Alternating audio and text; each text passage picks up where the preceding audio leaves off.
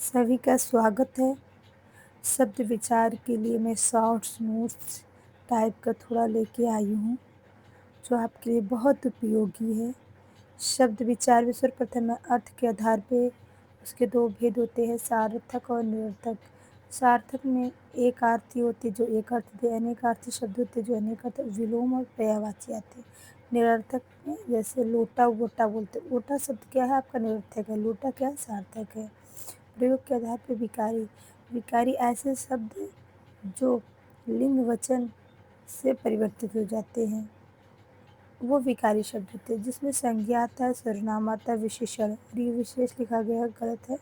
विशेषण और क्रिया, ये क्या होता है, लिंग वचन के आधार पर रूप से, जैसे जाता है तो जाति हो जाता है। लेकिन अव्यय अविकारी है। अव्यय मतलब जो रूप जिसका ना बदले, किंतु परंतु ताकि और, ये शब्द आपके अव्यय शब्द होते हैं।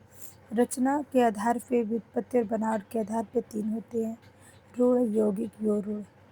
रूढ़ वे शब्द जो दो शब्द या तीन शब्दों से बने होते हैं, जिसको अलग करने पर अर्थ ना निकलता, वो रूढ़ शब्द होते हैं। यौगिक जो दो शब्दों से मिलकर बनता है, चाहे वो उपसर्ग से मिला हो, चाहे प्रत्यय से हो, चाहे समास से। योग रूढ़ जो तीसरा अर्थ दे, जो जितने बहुब्रीहि समास को धारण होते हुए, वो सब योग रूढ़ शब्द होते हैं।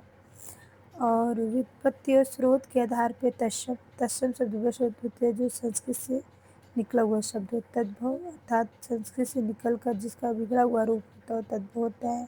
देश शब्द जैसे हम जो अपने यहाँ स्थानीय शब्दों में, जैसे उड़द हुआ, थाली हुआ, टाठी हुआ, ऐसे शब्द जो होते हैं, उसारा हुआ, वो हमारे देश शब्द होते हैं। विदेशी शब्द अरबी, फारसी, पुर्तगाली, डच, ये जितने ये सब शब्द होते हैं, चीनी, पश्तो, ये सब विदेशी शब्द होते हैं। अब हम वाक्य पे आ गए। वाक्य दो भेद होते हैं, उद्देश्य और विधेय। किसी भी वाक्य में दो भाग होता है, चाहे उसका उद्देश्य एक होता है कि विधेय। फिर अर्थ के आधार पे, वेरी इंपॉर्टेंट, अर्थ मतलब अर्थात।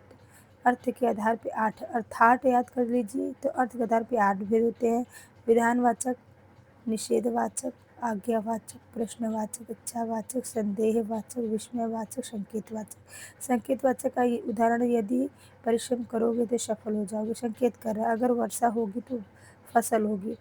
और रचना के आधार पे तीन होते हैं, सरल, संयुक्त, मिश्र। ये सब वाक्य के भेद हैं, आप कन्फ्यूजन मत होइएगा। पूछता भी आता है रचना के आधार पे कितने होते हैं, तीन होते हैं, सरल, संयुक्त, मिश्र।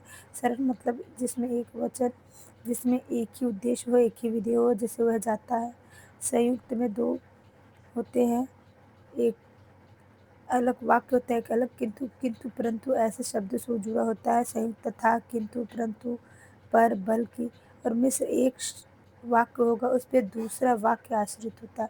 आप उदाहरण के लिए ले सकते हैं कि यदि हम परिश्रम करेंगे तो सफल होंगे, ऐसे वाक्य हमारे मिश्र वाक्य होते हैं। यदि वीडियो अच्छी लगी तो आप लोग उसको लाइक करिएगा, सब्सक्राइब करिएगा, शेयर करिएगा। ये वेरी शॉर्ट नोट्स था, लेकिन बहुत ही उपयोगी आपके लिए है।